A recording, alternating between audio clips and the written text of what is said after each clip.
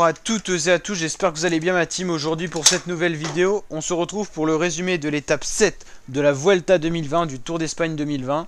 Donc étape 7, étape accidentée, on va voir le profil à l'écran, le voici.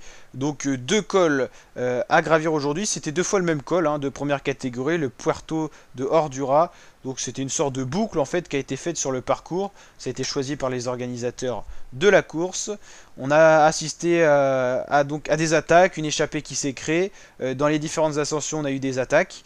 On a retrouvé un homme du top 10 à l'avant dans une échappée en la personne d'Alejandro Valverde. Alejandro Valverde qui s'est retrouvé dans l'échappée. Et donc en haut de l'ascension du Puerto de Orduna, on retrouvait 5 hommes en tête en la personne de Valverde, Michael Woods, Guillaume Martin, Nance Peters et Omar Fraile. 5 coureurs donc qui ont basculé en tête sur un groupe de poursuivants à 20 secondes. Il y avait notamment Sepp Kuss, George Bennett et encore plein d'autres coureurs, une bonne dizaine, et un peloton maillot rouge avec Richard Carapaz, Primoz Roglic, Dan Martin, les principaux favoris.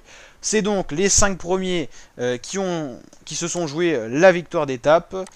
C'est Michael Woods qui a été le plus fort. Il a décidé d'attaquer avant la ligne et est parti tout seul, poursuivi par Omar Fraile qui n'aura jamais réussi à le revoir. C'est donc Michael Woods, le Canadien, qui remporte cette étape 7 de la Vuelta devant Omar Fraile et Valverde.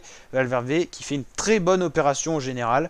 Il reprend une minute à Richard Carapaz, c'est non négligeable. Les maillots distinctifs, Carapaz reste en rouge, Roglic reste en vert, Guillaume Martin endosse le maillot de meilleur grimpeur et Enric Mas reste meilleur jeune.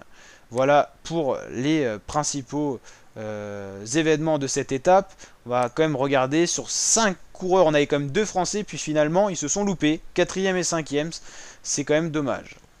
Au niveau des poursuivants, on retrouvait Rui Costa, Aramburu, Schelling, Kenny Elissonde, Formolo, Nieves, Storer, Arensman, George Bennett, Sepp Kuss. Et plus loin, le groupe des favoris, avec quelques sprinters qui ont pu faire le sprint. Enfin, c'est des hommes plutôt avec une bonne pointe de vitesse. Voilà le général, je vous le remets à l'écran. C'est la bonne opération de Valverde qui gagne une place au général, mais surtout une minute, c'est quand même non négligeable. Donc n'hésitez pas à liker si ça vous a plu, à vous abonner pour d'autres vidéos de ce genre. Ciao!